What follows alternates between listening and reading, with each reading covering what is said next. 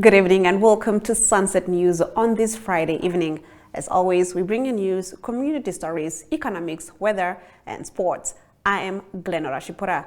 Getting into the news tonight, Finance Minister Ipumbu Shimi says lawmakers bear the ultimate responsibility to ensure budgets are fully executed. Shimi made the remarks during a discussion on the budget, saying while it was up to lawmakers to ensure budgets were fully executed, civil society and the public in general, too, should play a part to hold offices, ministries, and agencies accountable. Let's take a look. And it's about accountability. I think that's what we're talking about earlier. How do you ensure that we, in the executive, there are enough accountability that hold me accountable as Minister responsible for finance, that hold my colleagues accountable. So I think that's where we need to start.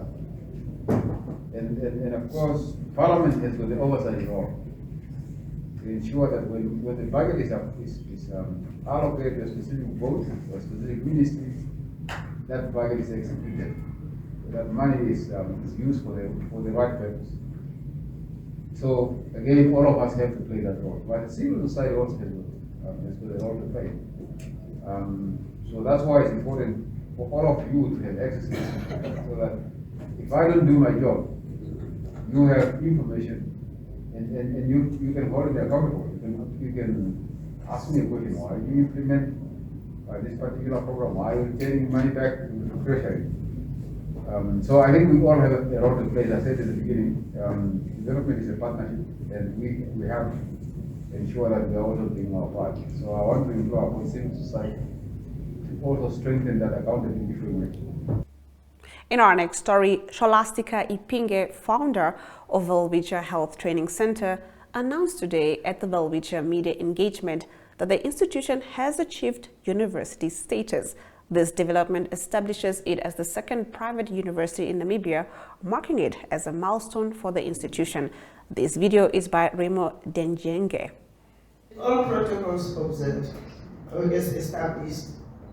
Today marks a significant milestone in the evolution of esteemed institution as we transition from Welwitschia Health Training Center to Welwitschia University, the second private university in Namibia.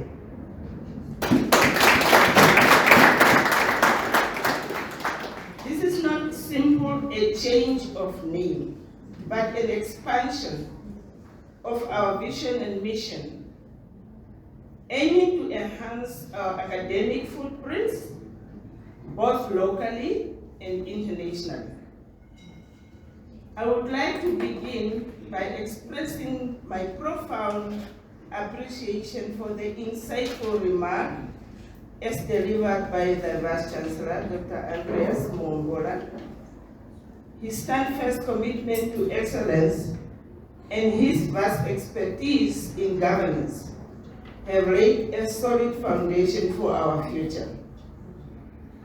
Dr. Mongola, congratulations on your role in spearheading this transformative era. Your leadership is crucial, and I encourage you to steadfastly pursue the innovative strategies that promise to elevate our university to new heights in academia and research.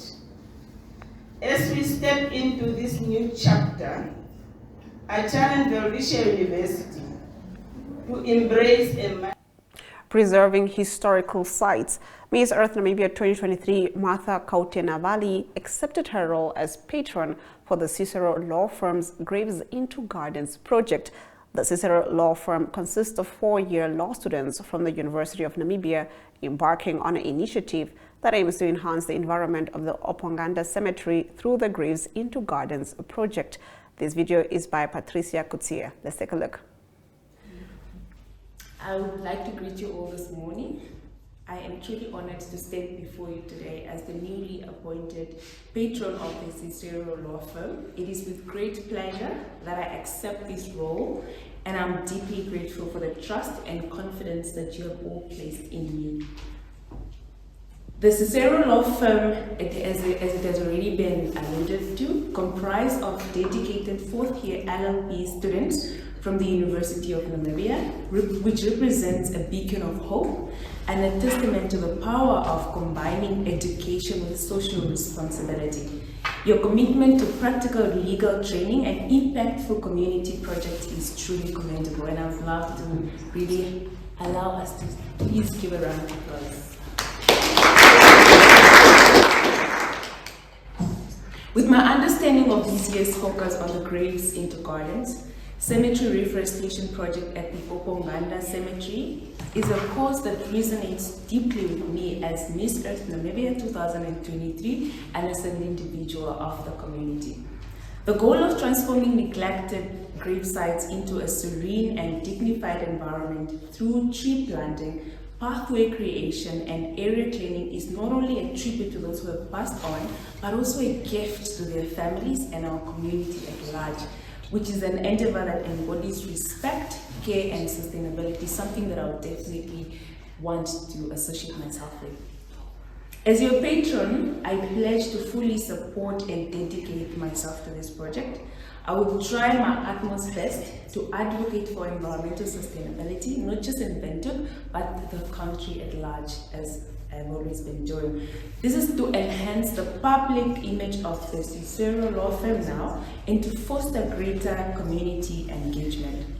Together, I know we can turn this vision into reality, creating a lasting positive impact that will be felt for generations to come. However, to realize this vision, we need the support of our community and stakeholders to share this noble cause. I call upon each one of you today to pledge your support for the Graves into Gardens project. Whether through volunteering your time, spreading the word, or even providing financial contributions, every effort counts. Your donations will be instrumental in purchasing trees, materials for pathways, and tools for cleaning, ensuring that this project is a success. To our stakeholders and partners, I urge you to join us in this mission. By supporting this project, you are not only contributing to a worthy cause, but also investing in the betterment of our community and the environment. Together, we can create a beautiful, serene space that honors those who have gone before us and provides comfort to their families. I look forward to collaborating with all of you, learning from your insights and contributing to the success of the Cicero Law Firm and the Graves into Gardens project. Let us embark on this journey with passion and determination, knowing that our collective efforts will make a meaningful difference. Ladies and gentlemen, I thank you once again for this incredible opportunity. I'm excited to begin this new chapter with all of you and see a transformation we can achieve together. Thank you. Independent Patriots for Change IPC President Dr. Panduleni Itula says, contrary to reports that the party bought 101 cars ahead of the November elections, it in fact hired only 16 cars. These vehicles were, according to him, hired from an entity that believes in the party's prospects of winning the election and its ability to eventually pay for them with money from Parliament. Itula wouldn't reveal who IPC hired the cars from, citing confidentiality of the agreement signed with his party. Since the public's display of the vehicles in February, IPC has remained evasive in response to questions about the origins of its fleet. This attitude prompted accusations about a lack of transparency in IPC, a party that aims to win the November election by a landslide and lead Namibia. Speaking on the agenda airing this Sunday on Facebook and YouTube at 7 p.m. and at 9:30 p.m. on NTV, DSTV channel 285 and GoTV channel 25, Itula said the party had no obligation to rectify rumors that were concocted by the media and the party's adversaries. We have no cars. We entered into an agreement with somebody and we have an obligation towards that agreement. Itula said it was a struggle to secure the cars, having knocked on many doors for such business, but they were often rejected because of perceived political repercussions that companies may face if their identity is revealed. I went around to all companies, tourism companies that have cars to enter into a contractual agreement with us. It was up to them to come up with the terms of that contract, and we will sign. He added that the one entity that agreed to hire cars to them did so because it believes IPC is the incoming ruling party. The contract that we have with this entity says we will hire cars from you at X rate per month. It also contains how and when we will pay. If a company knows that IPC has the potential of becoming the governing party, it can take a risk and say, pay me in September next year when you're in parliament. If they know you will have 45 to 48 seats in parliament, they can work out a deal for you. SWAPO gets 97 million Namibian from parliament for their seats, he said. Now, the IPC leader said there are cooked up numbers have been thrown around as various people try to get details of the car agreement. The 101 figure is cooked up and there's nothing we can do about that. We've got 16 cars. It's as simple as that. We merely rented the 16 cars. This thing that we're getting cars from the Germans, Chinese or British, that's their own lie. Itula said on the show, we never bought cars and we never had cars donated to us.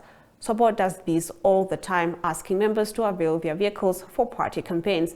On the show, Itula also reflected on, among other things, the launch he had in April with European ambassadors who were consequently summoned by International Relations Minister Peya Mushelenga. That concludes our top stories. Now, on the other side of the break, we look at the Healing Hands, an exhibition that opened last night in our entertainment news. Neopaints has established a 67-year Namibian legacy, creating personalized paint solutions that blend quality and innovation for the Namibian people. We pride ourselves in being a 100% Namibian-owned company, investing in our country and our people by employing and empowering true Namibians. With every brushstroke, Neopaints commits to our quality guarantee and always delivering a coat of excellence. At Neopaints, we always stay true to our country. We are as Namibian as you.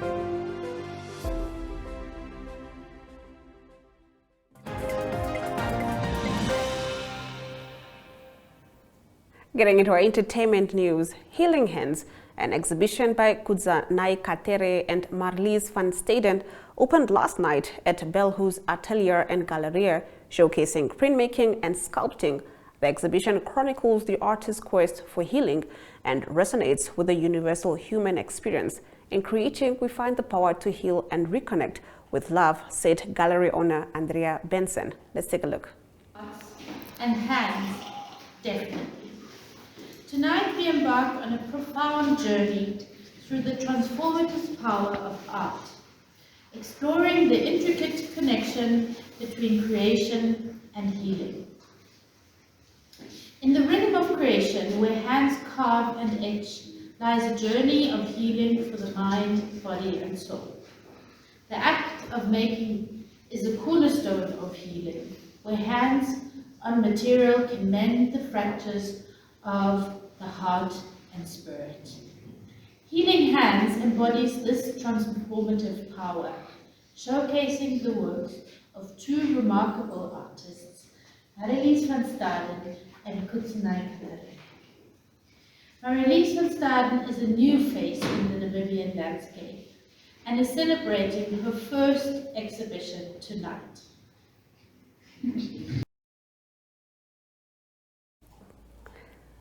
World Ocean Day celebrations is in full swing in Walvis Bay at Independence Beach. In our story of the day, we take a look at the celebrations. Connection. It's in the human touch, the feeling of belonging. It inspires us and empowers us, creates clarity from complexity. It starts new conversations, unlocks the power of advice, and makes an impact on your life. At Alex Forbes, we pioneer insight to provide you with advice that connects your decisions of today to your impact tomorrow.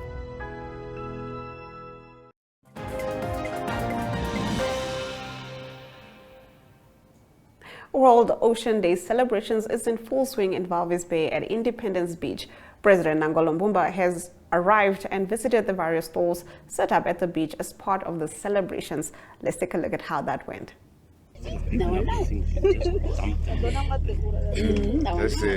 I did. Sorry. Oh.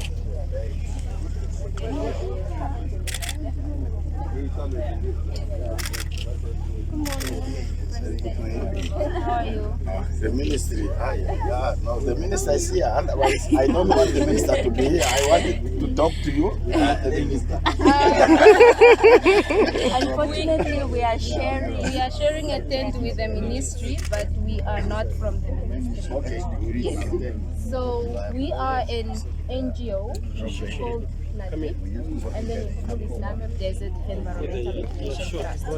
So this NGO, basically what we do is we talk about sustainable living and conservation of our natural resources. So today we have displays. Some of the displays that we have since today is World Oceans Day. We are celebrating World Oceans Day. We have a demonstration of basically what is happening underground. So we have here what we say Set Beach, and then here is Happy Beach. So it's just a comparison of this is how we want our beach to look like, but unfortunately sometimes you find it like this. Especially the paper, the plastic. Yes. Okay, thank you very much. And then over here inside, as I mentioned that we are an NGO that talks about sustainable living. Here we have a model which is basically a comparison of how a sustainable house can look like and how an unsustainable house looks like. That video was contributed by Leandrea Mower. Moving on, Naloba Vice President Kanu Amadila has issued a warning following the announcement of electricity tariff hikes. We expand on this after the break.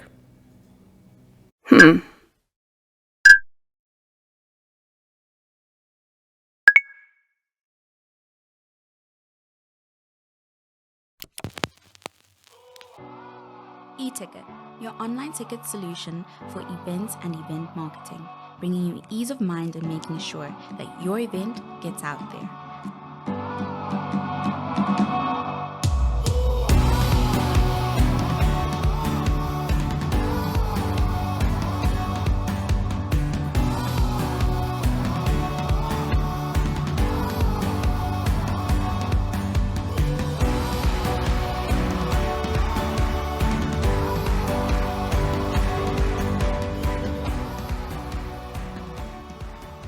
For more information, contact events@nmh.com.na.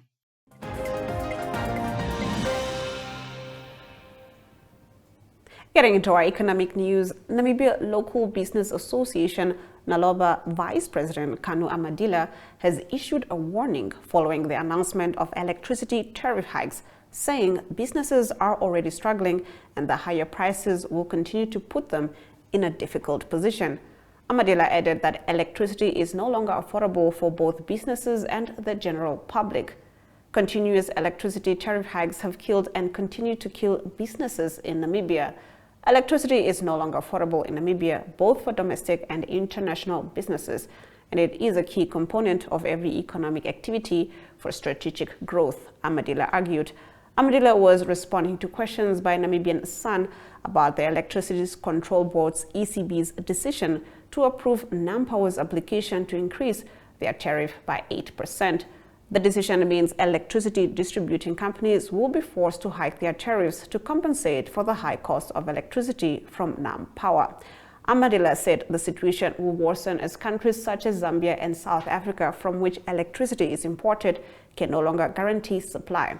He attributed unaffordable electricity prices to government. We now take a quick break before we return with more economic news. Connection. It's in the human touch, the feeling of belonging.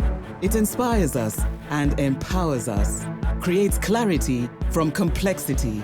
It starts new conversations, unlocks the power of advice, and makes an impact on your life. At Alex Forbes, we pioneer insight to provide you with advice that connects your decisions of today to your impact tomorrow.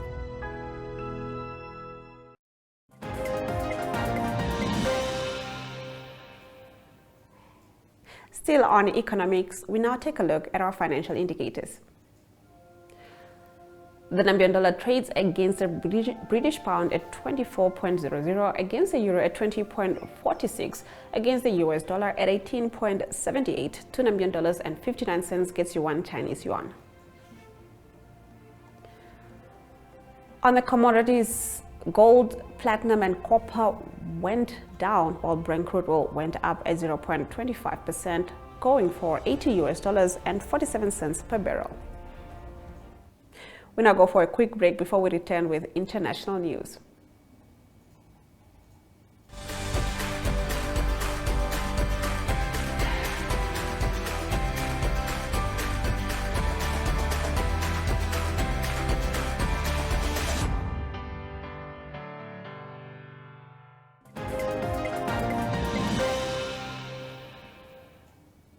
Getting into our international news, India's Narendra Modi was formally elected on Friday by lawmakers of his National Democratic Alliance (NDA) to be Prime Minister for a historic third consecutive term. As the world's most populous nation returns to government by coalition, Modi will next meet President Draupadi Murmu later to present his claim to form a new government, with a spokesperson for one of his allies saying his swearing-in was set for Sunday evening. It is the first time in a decade that Modi's Bharatiya Janata Party (BJP) has needed the support of regional parties to form the government. The party, which had had a handsome majority in the previous 2 terms, secured only 240 seats in the lower house of parliament, far short of the 272 needed to govern on its own.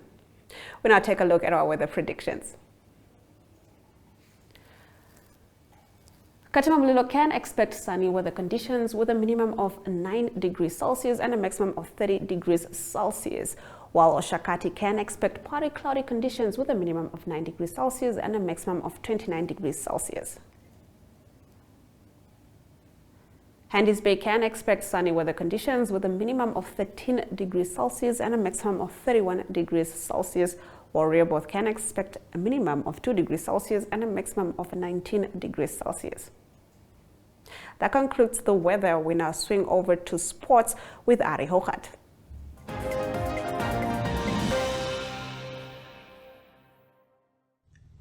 Good day everyone, time for international sports news, and starting off with cricket news first. The T20 World Cup for men being played in the West Indies and also United States of America. We know that Namibia had a close game against Scotland, lost by 5 wickets, and another game that was quite close, was in fact very close, was the United States that was caused a big upset when they stunned Pakistan, and that was after they won in a super over. Both teams scored 159 in their allotted 20 overs. There was a super over and United States win that historic game. It's not all lost for Pakistan, although they're under huge pressure now to advance to the next stage of the tournament. Pakistan play a big game on Sunday against India, so that's going to be a crucial game for them. Also, it is the United States of America that also play on 14th of June. They play important game against Ireland, and so United States have a good chance also to advance if they can win that game and Pakistan lose to India. More cricket news is that the International Cricket Council, that is the ICC, they promised to find a remedy for the drop in pitches that's been used in New York. There's been low scores on those pitches, all below 100 runs. It was Sri Lanka that scored 77 against South Africa, and Ireland bowled out for 96 against India. South Africa play against the Netherlands on that same pitch on Saturday, and the ICC indicated that they will look at the pitch and try and make it a bit more batter friendly. On to tennis news. It is finals weekend coming up for Roland Garros. The semi-finals done on the women's side of the draw. It is Iga Swiatek, the number 1 seed in the tournament. She will defend the title. She will play in the final on Saturday. She easily beat Coco Gauff of United States 6-2 and 6-4 to advance to the final. She will play the 12th seed, that is Jasmine Paolini. She's from Italy, and it is Paolini that advanced to the final, beating Mira Andreeva. She's just 17 years old from Russia. She beat her comfortably by 6-3 and 6-1, so that final will be played on Saturday. The semi-finals are yet to be played by the men. The final will be on Sunday, and the top seeds still in the draw is Carlos Alcaraz and also Yannick Sinner. And to close off today's international sports news, golf news, it is the Memorial Golf Tournament that started at the Muirfield Village course. That is on the PGA Strongfield. That's assembled there on the men's side of World Golf. And the leader after the first round is Adam Hadwin. He's from Canada. He played 66, and that is 6 under par in the first round. Just closely behind him is world number 1 Scotty Scheffler with a 5 under par 67. And then Xander Schauffele also there with -4. Some big names that it is just 1 or 2 shots behind the leader at the moment. It is Ludwig Aberg from Sweden and Colin Morikawa. Both of them played 4 under par. And then Rory McIlroy on 2 under par and South African Christian Besaidnout on 2 under par as well. That's international sports news for today. Hope you have a great sport day and a sport weekend. And we talk international sport again on Monday. Goodbye.